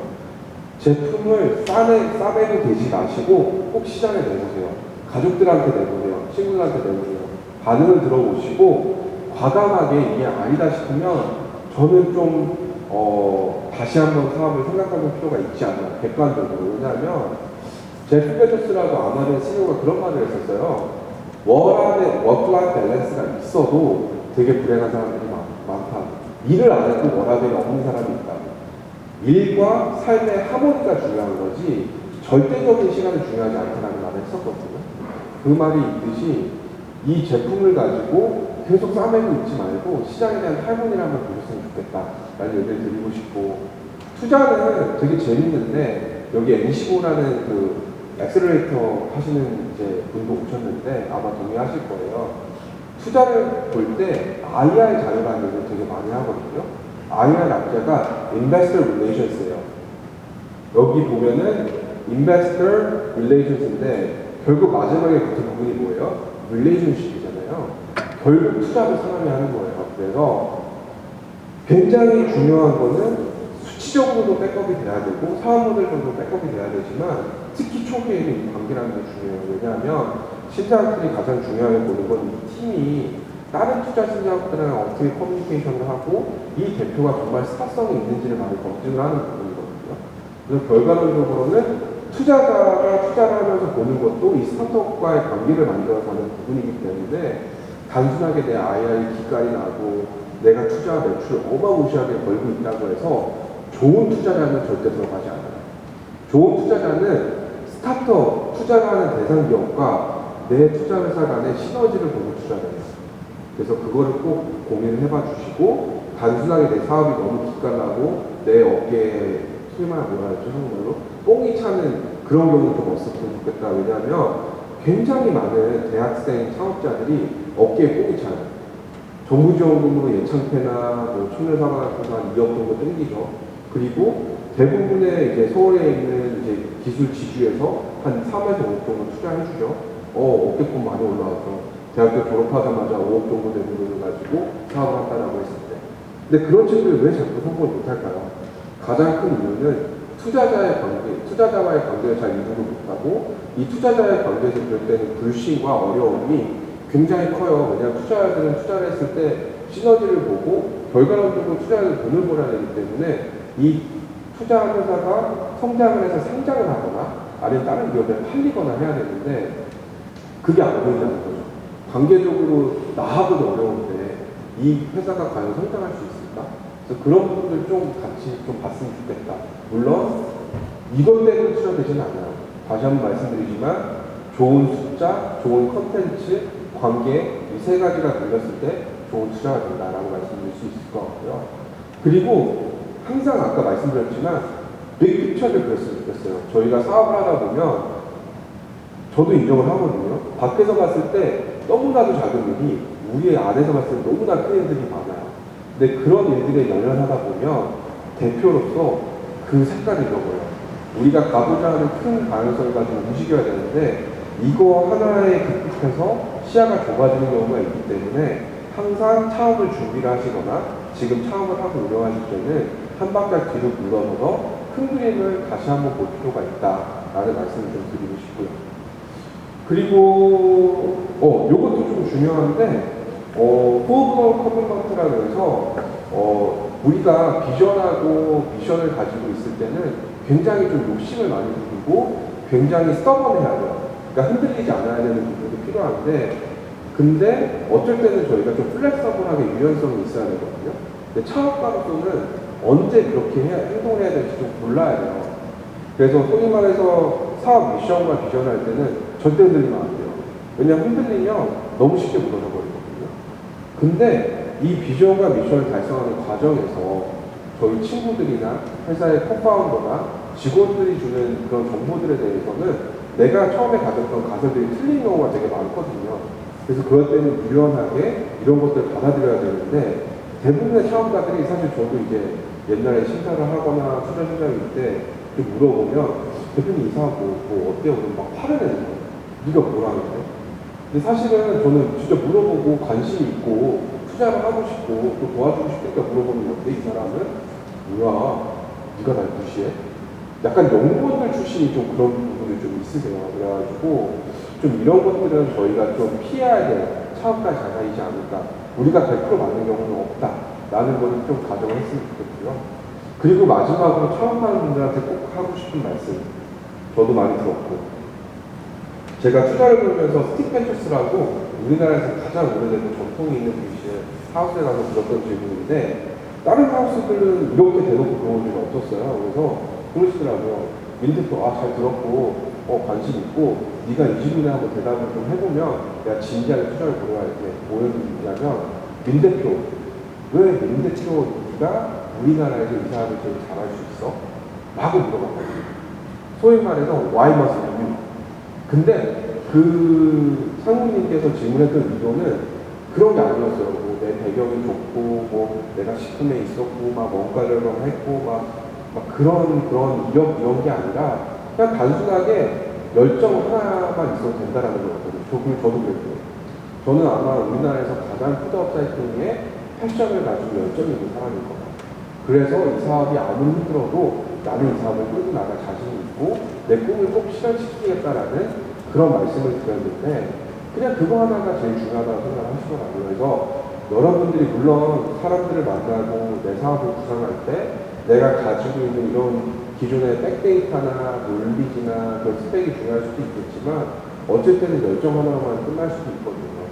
그래서 그런 부분들에 있어서 why must be you 라는 관점에서 열정뿐만 아니라 추가적으로 더 말을 몇 개 할 수 있게 준비를 한다면 굉장히 좋은 회사가 되지 않을까라고 생각을 하고 있습니다. 그래서 푸드테크를 이렇게 진행을 하면서 좀 생각을 하고 최근에 드는 욕심은 일론 머스크가 사실은 페이팔 출신이에요. 페이팔이 이제 페이먼트 게이트웨이라고 해서 이제 해외에서 온라인 그런 카드 결제 이런 걸 해주는 플랫폼이었는데 굉장히 돈을 많이 벌었고 이 페이팔 출신의 실리콘밸리의 대부분의 회사 이 열 몇 개 안 되는 회사가 실리콘밸리의 마켓캡의 한 70%를 차지하고 있거든요. 그래서 이 페이팔 마피아, 일론 머스크 중심에서 아까 말씀한 리허먼, 링든, 유튜브의 챗 헐리 이런 사람들이 마피아가 생겼잖아요. 저도 이 푸드테크 관련해서 말씀드리고 싶은 거는 우리나라에도 약간 푸드테크 마피아 또는 유니버시티가 생겨서 좋은 창업가들이 좋은 생태계를 유지할 수 있게 그런 좀 날이 왔으면 좋겠다는 말을 드리면서 발표를 마치도록 할게요. 제가 1시간 정도 했는데 궁금하시면 좀 편하게 알려주십시오.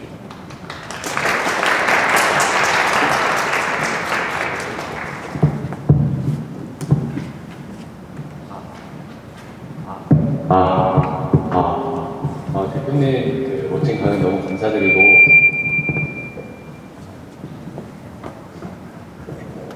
죄송합니다. 그 대표님 강연 너무 감사드리고 혹시 강연 관련해서 질문해 주실 분 계시면 손 들어주시면 되는데 대표님께서 그 질문해 주신 분들께 그 드릴 소정의 경품을 또 준비했으니까요. 질문 많이 해주시면 감사드리겠습니다. 손 들고 자유롭게 질문해 주세요. 마이크 부탁드리겠습니다. 네.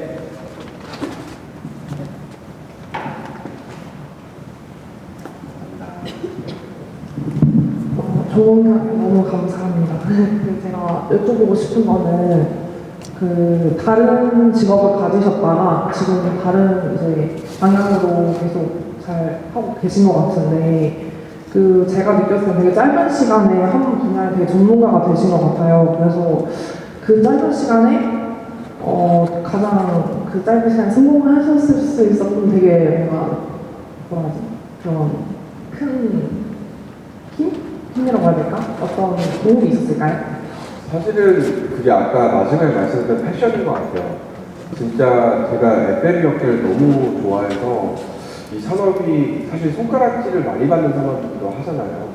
뭐 기술도 없고 뭐 오히려 환경 문제만 많이 만들고 이런 얘기 듣는 게 되게 싫더라고요. 내가 좋아하는 산업인데. 그래서 뭔가 좀 혁신적으로 바꿔보려고 했었고, 그리고 솔직히 말하면 제가 문과생이라서 전혀 뭐 이과적 난이지가 없었는데도 불구하고 그래도 너무 하고 싶었던 거예요. 그래서 그 열정 하나 가지고 사실 처음에 사업 시작하면서 뭐 지금에야 막 이렇게 좋은 자리에서 여러분한테 강연을 하고 하지만 이렇게 자리가 올 거라고 꿈에도 생각 못 했는데 정말 처음에는 진짜 제 승용차에다가 진짜 어느 맥주 가서 제가 샀던 그 맥주가를 퍼가지고 너무 많이 차에 있어서 차가 퍼진 적도 있고, 그리고 제가 직접 랩실 가서 논문 스터디한 걸 가지고 랩실에서 설비를 구현하는 부분도 실패를 너무 많이 해서 오지 말라고 그러더라고요. 서울대는. 야, 너 그만 와. 못할 것 같아. 제가 시험만 120번 했거든요. 그래서 정말 끈기, 열정, 그거 하나로 저는 달려왔다고 생각을 하고, 그 끈기와 열정의 기반은 내가 좋아하는 산업에 대한 패션, 그것 때문에 여기까지 온 것 같습니다.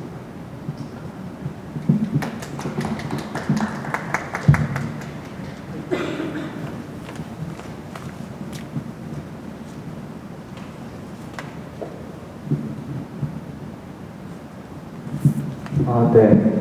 되게 좀 많이 와닿는 면이 있는 좋은 강의여서 감사드린다는 인사 먼저 드리고요.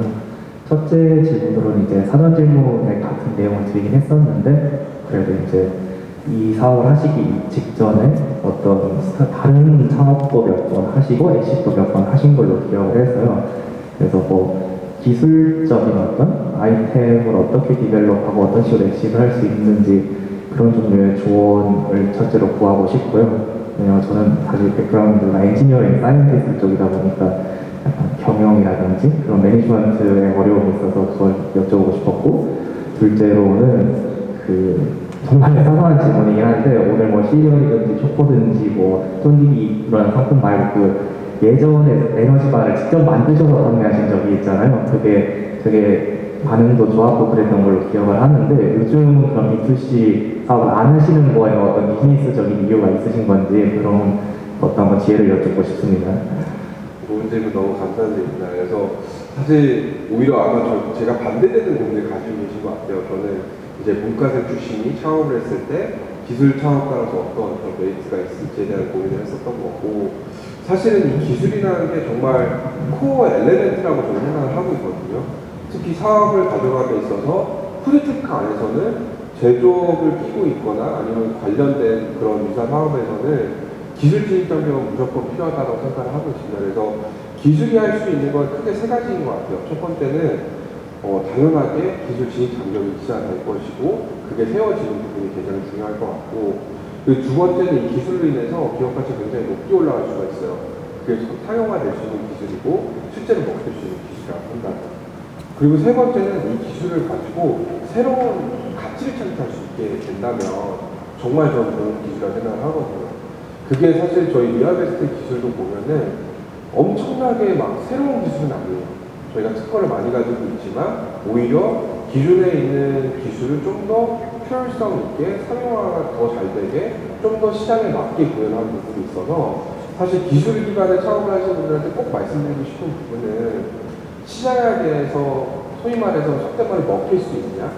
그러니까 굉장히 좋은 기술을 오랫동안 개발해서 수정을 시키는 부분도 있겠지만 단순하게 A라는 기술을 가지고 시장에서 사용할 수 있는지에 대한 테스트를 해보고 또 기술을 보시면 이게 개발한 가능성이 어마무시하게 다르잖아요. 저도 사실 그때 랩실에서 진짜 120번 기술 노트 쓰면서 운영 레시피 잡고 설비 스펙 잡고 막 문과생이 막 맞들이 잡고 이러면서 느꼈던 거는 방향성에 따라서 기술 개발이 너무 바뀌더라고요. 그래서 시장에서 어떤 식으로 먹힐 수 있는지 좀 고려를 하신 다음에 이 기술 개발을 하면 정말 좋겠다를 꼭 말씀을 좀 드리고 싶고요. 그러면서도 기술진 자격을 유지하는 게 굉장히 어려운 건 좀 알고 있지만 뭐 대부분 그런 것들을 많이 하시잖아요. 그래서 뭐 예를 들어서 그런 거죠. 제가 아까 또 말씀드렸던 부분 중에 아마 엔지니어링 백그라운드를 가지고 계시니까 아마 굉장히 이게 더 많았으실 것 같아요. 거의 한 10여 년 동안 아마 주입식으로 이것만 파고 이것만 스터디하고 이거에 그러니까 소위 말해서 이 도메인의 이 특정 분야의 전문가가 되라고 막 주입을 받으셨을 텐데 이제 창업하려고 보니까 이 분야에서 내가 아는 지식으로는 뭔가 새로운 걸 못하겠네 라는 생각을 하실 거예요. 그래서 되게 이 창발가 입장에서는 정말 상충이 되는 전문성과 이 영역의 전문성과 이 영역을 새로 볼 수 있는 그런 시간이 좀 필요하다라는 말씀을 다시 한번 드리고 싶고 그리고 에너지와 관련해서는 사실은 이게 사업 모델에 대한 좀 변화가 있어요. 제가 초반에는 마켓을 실험하기 위해서 그러니까 프로덕트 마케팅을 보기 위해서 제가 돈이 많이 없으니까 제가 장애인 보호자에 가서 직접 만들어서 출시를 했다가 이제는 사업이 좀 성숙이 되고 원래 제가 하고자 하는 사업 모델로 이제 진입을 한 거고 그래서 말 그대로 초반에는 이제 타당성 검토만 좀 진행을 했다라고 봐주시면 될 것 같아요. 왜냐하면 그때까지만 해도 제가 만든 원료가 랩실단이었고 이걸 쓸 수 있는 재료사도 아무데도 없었기 때문에 제가 직접 테스트를 해보는 수밖에 없었거든요. 내가 만든 이 업사이클 원료가 시장에서 정말 먹힐까? 이게 정말 소비자들이 좋아하는 맛이 나올까? 그런 촉감이 나올까? 그런 향이 나올까? 그런 부분에 있어서 한번 테스트를 2번 정도 했었죠. 그래서 좀 대규모로 2번을 하고 그전에는 뭐 어마무시한 실험을 했기 때문에 타당성을 찾아 나가는 과정에서 진행했을 뿐 저희의 사업들은 아까 말씀드렸다시피 제조이기 때문에 제조에 국한돼서 지금 사업을 운영하고 있습니다.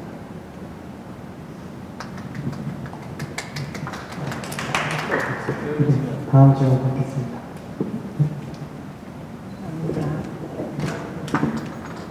좋은 강연 너무 감사하고 제가 대표님께서 말씀하신 그 세부 타겟층이거든요. 운동저, 환경 좋아하고 그 타겟층인데 제가 이때까지 리아베스트의 많은 과정을 가진 푸드 업사이클링이라는 그런 개념 자체에서도 해외에서 교육 받으면서 알게 되고 프로젝트 하면서 알게 됐는데 그때부터 관심을 가져서 이렇게 뉴스를 많이 접해왔어요.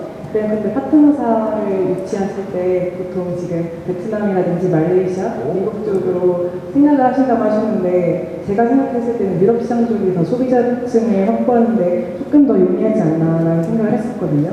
그래서 근데 그 부분에 대해서는 왜 먼저 아시아 쪽이랑 미국을 먼저 공략하셨는지 궁금합니다. 사실은 제가 사업에 대한 그런 비전이 좀 더 컸던 것 같아요. 그러니까 이제 유럽은 이미 시장이 너무 형성이 돼 있었거든요. 그래서 되게 재밌는 예로는 식당으로 아까 말씀드렸던 맥주를 만드는 것도 있고 계란 껍질로 대체 칼슘을 만드는 것도 있고 굉장히 많은 업체들이 이미 선두적으로 자리 잡고 있고 이미 커가고 있는 시장에서 제가 할 수 있는 롤이 많이 없겠더라고요. 제가 사실 원료 사업을 고집했던 이유도 푸드업사이클 사업을 파일을 좀 피우고 싶었거든요. 제가 단순하게 유럽에 있는 기업들처럼 엔드 프로덕트를 만드는 회사였다. 예를 들어서 에너지바라든지 식빵 연주를 만드는 회사였다면 이렇게 마련을 하는 게 대리단이 있었겠죠. 근데 저희는 실제로 푸드 업사이클링을 하고자 하는 기업들한테 굉장히 원료를 많이 납품을 하고 있고 이 산업을 진짜 좋은 뜻으로 키우고 싶었거든요. 그러다 보니까 이제 유럽은 너무 성숙되어 있는 시장이라 갈 생각이 좀 없었고, 근데 캐나다 쪽이 의외로 시장이 성숙되어 있지가 않아요. 그래서 이제 캐나다라는 시장을 좀 보고 있었고, 더 나아가서 동남아 시장은 아예 이 컨셉조차 없었기 때문에 그래서 좀 제 꿈을 좀 구현하고 싶어서 좀 널리 이 푸드 업사이클이라는 걸 알리고 싶어서 이제 좀 활성화되지 않은 동남아 이쪽에 좀 들어가게 됐었고요. 또 사업적인 니즈로는 당연하게 레드오션에 들어가는 것보다는 블루오션에 들어가는 게 베니핏이 많기 때문에 그렇게 진행할 계획입니다.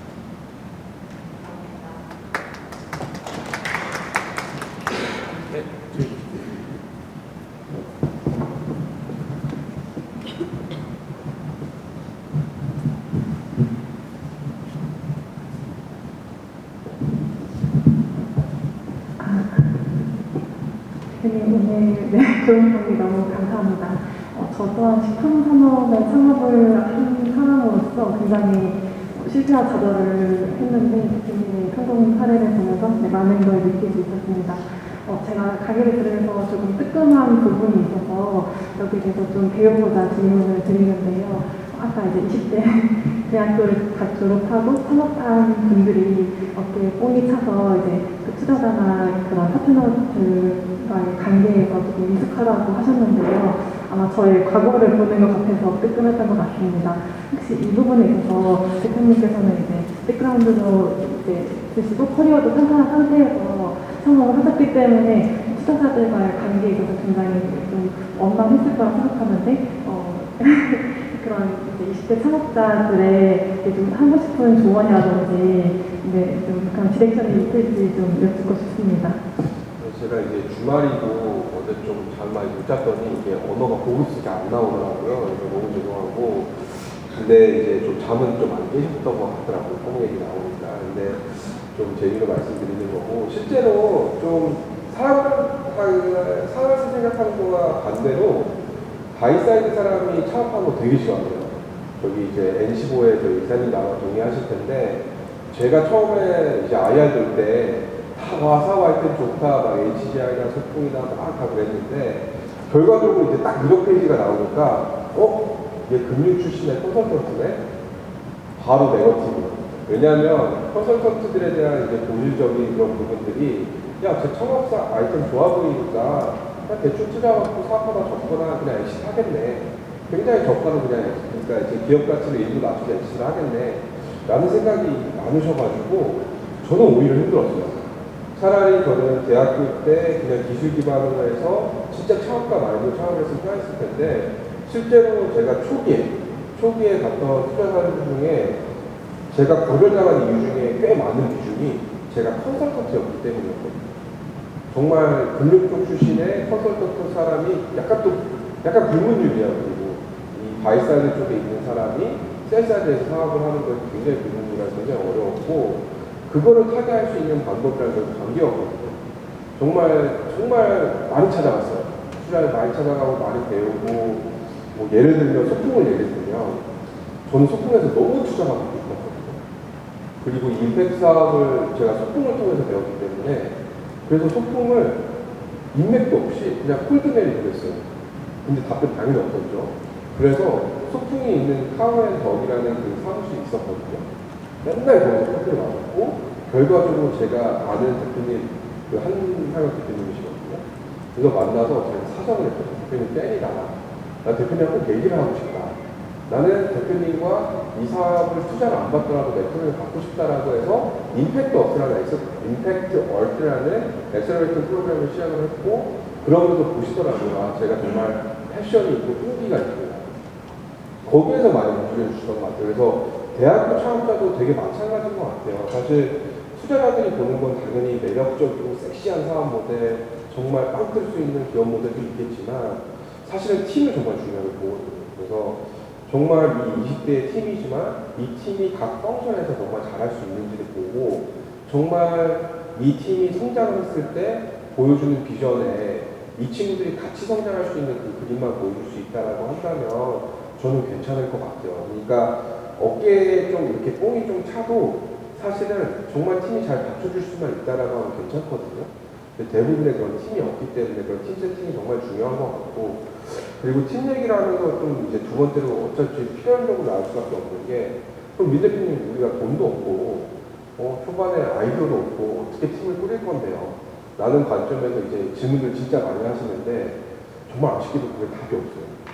왜냐하면은 그거는 제가 뭐 일본 가서도 강연을 하고 뭐 한국에서도 하고 막 콜롬비아도 가서 막 들어보고 아프리카에서 들어보면 다 그 말에 대한 답은 없다라고 하시더라고요. 결과적으로 대표 입장에서 정말 올곧고 단단한 신뢰를 가지고, 그리고 그걸 나가는 방향성에 대해서 정말 구체적으로 이런 사업 로드맵이 있다 보다는 나는 정말 패션이 있고 나는 이걸 꼭 할 거야, 나는 이 사업을 무조건 성공시킬 거야 라는 그런 소위 말하는 그 영어로 하면 것이라고 하거든요. 그 것이 있으면 좀 된다라고 저는 생각을 하고 있습니다.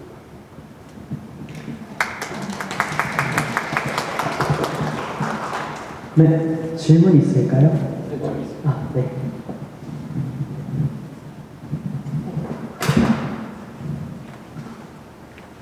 네, 안녕하세요. 오늘 강연 정말 재미있게 잘 들었고요. 제 질문은 스타트업 관련된 질문은 아니고 이제 푸드 업사이클링 산업 관련해서 질문을 드리고 싶은데, 제가 알기로 이제 푸드 업사이클링 제품, 국내 제품들이 시중의 일반 제품들에 비해서 가격대가 높게 형성이 되어 있는 걸로 알고 있어요.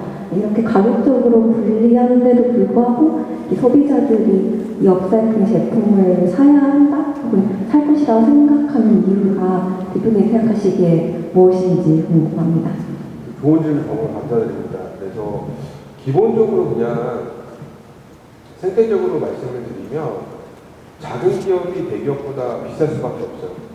규모경제가 나오지도 않고 상관 비례도 굉장히 높기 때문에 어쩔 수 없이 높은 규모인데, 그 와중에 이득을 많이 취하고자 한다면 사실 힘들겠죠. 그래서 이제 제품을 출시할 때 리아메스 같은 경우도 대부분 마진을 포기하고 시장 테스팅을 하는데, 더 본질적인 질문으로는 푸드 업사이클링 하나로 이 제품이 팔릴 거냐 라고 보면 yes and no예요.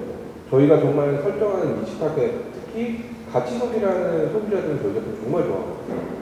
그래서 저희가 온라인몰이 활성화되어 있지 않은데도 불구하고 그 작은 매출을 월에 저희가 한 1억 5천 정도 자사몰 매출이 나오거든요. 근데 재구매율이 92%예요. 그러니까 그 말인즉슨 정말 니치 시장에서는 이걸 좋아하는 사람들이 있고, 그게 정말 싫어하는 사람들도 있죠. 근데 이 푸드 업사이클링만을 가지고 이 제품을 제너럴한 사람들한테 팔 수 있냐? 아닌 것 같아요. 제가 왜 그렇게 얘기를 아까도 말씀드렸지만 다시 드리냐면, 저희가 업사이클하는 제품을 뭐 종갓집의 김치라든지 뭐 뚜레쥬의 빵이라든지 뭐 SPC의 빵이라든지 뭐 다양한 프랜차이즈, 뭐 피자, 도미노 피자 이런 데 다 들어가고 있는데도 여러분들 모르시잖아요. 그냥 보리 피자라고 알고 계시잖아요. 그 말은 이 마케팅 전문가들이 봤을 때도 아직 마켓 소구점이 없다라는 뜻이거든요. 다만 제가 푸드 업사이클링을 하고 있지만 이 사업을 계속 먹힐 거라고 말씀드리는 이유는 굉장히 높은 영향성이 있다는 거예요. 결과적으로 식품을 살 때 소비자들이 사는 이유가 저는 크게 세 가지라고 보거든요. 정말 영양성분적으로 특화됐거나 정말 저렴하거나, 또는 이 브랜드나 마케팅이 너무 끌려서. 근데 이 세 가지를 놓고 봤을 때 어쨌든 영양성분의 높은 부분을 하나 가져갔고, 또 알고 보니 친환경이라는 그런 가치를 가져갔을 때는 전 된다라고 보고 있고, 실제로 그런 원료 사업이 먹히고 있거든요. 그래서 답변을 드리자면 푸드 업사이클이 아직 성숙하지 않은 시장이기 때문에 대중들한테 판매하기는 아직은 어려워요. 그리고 어플링하기도 너무 어렵고, 다만 소수를 위해서는 굉장히 좋은 시장이고, 이 푸드 업사이클을 벗어나서 대체 식품 영역을 본다라고 했을 때는 굉장히 매력적인 제품이라고 말씀드릴 수 있는데, 푸드 업사이클링 시장이 사실 대체 식품이랑 같이 연계돼서 커가고 있거든요. 근데 대체 식품 같은 경우는 정말 빠르게 크고 있어요.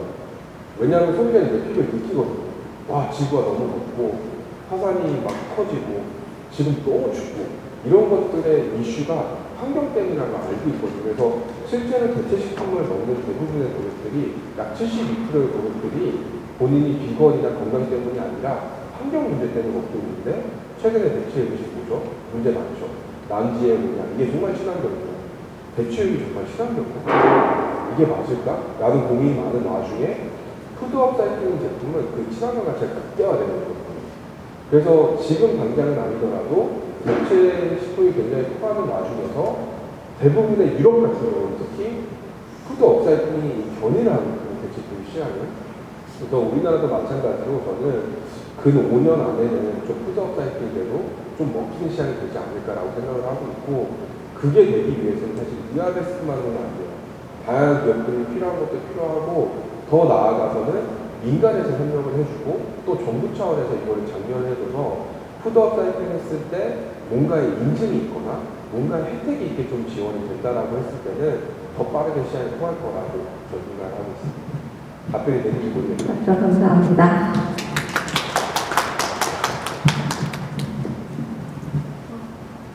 네, 저도 이제 대표님 강연도 잘 들었고요. 저도 그 푸드 업사이클링 관련 질문인데, 그 해외 같은 경우는 푸드 업사이클링 산업이 조금 더 우리나라보다는 발달되어 있다고 저는 느꼈어요. 그 기사를 봤는데 캐나다 정부에서 이제 리아베스트 지원을 했더라고요. 그래서 뭔가 우리나라 측면에서는 그런 정부 지원 같은 게 잘 이루어지지 않는지 약간 해외랑 국내 그런 산업 차이점이 궁금합니다. 우리나라 같은 경우는 정말 이제 얼리한 단계예요. 다만 정말 조무하게 국가 기술로 특정 기술이 등록될 때에는 굉장히 많은 사업체가 있어야 되거든요. 근데 요번에 지금 저희가 이제 푸드테크 또 워크샵 있고 한데, 올해 1월에 푸드테크 특별법이 제정이 됐고 그 안에 10대 기술을 선정을 했었어요. 뭐 식품 프린팅, 대체 식품 기술, 뭐 여러 가지가 있는데 그 중에 마지막으로 이제 이하베스트는 아니고 푸드 업사이클링 기술이 올라왔거든요. 300번 있을까? 정부를 상대로 소송을 해볼까? 네, 이 생각은 좀 장난이고, 근데 지금 이제 막 태동하고 있어요. 이 푸드테크 산업이라는 게 굉장히 많이 태동을 하고 있고 성장을 하고 있고, 특히 이제 뭐 이쪽을 많이 보시는 글씨들은 아시겠지만 펀드가 많이 모이고 있거든요. 그래서 이쪽이 좀 생각보다 빠르게 커갈 것 같다는 생각이 들고 있어요. 그래서 해외와 우리나라의 차이를 놓고 보면 그냥 시장에 대한 성숙도가 너무 다른 것 같아요. 캐나다 같은 경우는 사실 조금 뒤처지긴 하지만 그래도 푸드업 사이클을 이제 북미권에서 많이 접해봤고 미국에서 성공 사례를 많이 보다 보니 이거는 좀 하고 싶다라는 생각이 많이 들었었고, 그리고 더 나아가서 캐나다도 마찬가지로 저희를 선정했던 이유는 캐나다 내에서 좀 푸드업 사이클 산업을 정렬을 하고 싶었던 것 같아요. 저희가 전 세계에서 그래도 원료 기준으로 봤을 때 가장 큰 푸드업 사이클 공장을 가지고 있다 보니까 캐나다 쪽에서도 단순하게 B2C하는 그런 회사들보다는 이하베스트랑 협업을 해서 한번 캐나다, 특히 알버타 주에서 이 친환경적인 가치를 가진 산업을 키워보면 어떨까라는 관점에서 저희랑 이제 투자 협약도 냈고 애용도 체결하신 부분이 있는데, 제가 봤을 때는 우리나라도 어쨌든 이제 10대 기술로 등록이 됐고, 그리고 굉장히 많은 그런 과제들이 나오고 있고, 또 전라북도 나주에 2030년에는 푸드 업사이클링 전문 센터가 또 구축이 되거든요. 그렇게 됐을 때는 굉장히 많은 사업적인 변화가 있을 거라고 생각을 하고 있습니다. 그래도 한 5년은 좀 기다려봐야 되지 않을까라는 말씀을 드립니다. 감사합니다. 네, 또 질문하실 분 있을까요? 네.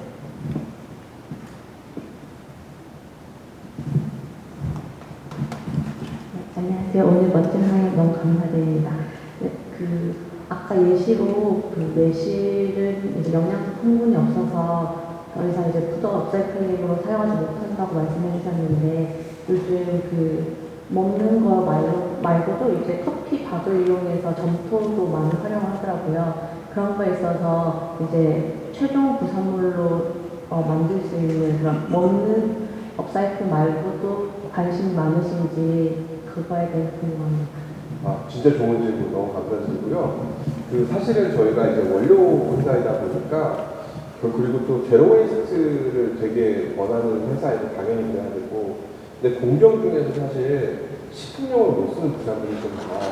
그래서 저희가 이제 처음 들어가는 이제 생산 라인하고 마지막 나오는 생산 라인은 한 전체 물량의 2% 정도 되는 제품에 대해서는 사실 식품으로 쓸 수가 없거든요. 그래서 저희가 최근에 이제 무인재질을 협업해서 저희 맥주관이 들어간 물티슈를 만들었어요. 그리고 최근에는 또 이제 리와인이라는 업체랑 맥주관이 들어간 화분도, 친환경 화분도 만들었었고, 그리고 골프티도 지금 판매 중이거든요. 그래서 비식품 쪽으로도 당연히 저희가 이제 계속 보고 있고, 다만 이제 저희는 이제 메인 코어가 어쨌든 푸드 업사이클이다 보니까 엔드 제품 푸드 쪽으로 보고 있고, 아직까지 이 비식품 쪽으로는 저희가 이제 기업적인 가치 차원에서 많이 좀 이제 운영을 하고 있다라고 봐주시면 될 것 같습니다.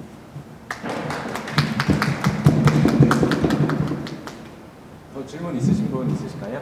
네. 또 질문 있으신 분 있으실까요? 네, 그러면 질문은 여기서 마무리하는 걸로 하고 저희 너무 좋은 강연 해주신 민경준 대표님께 다시 한번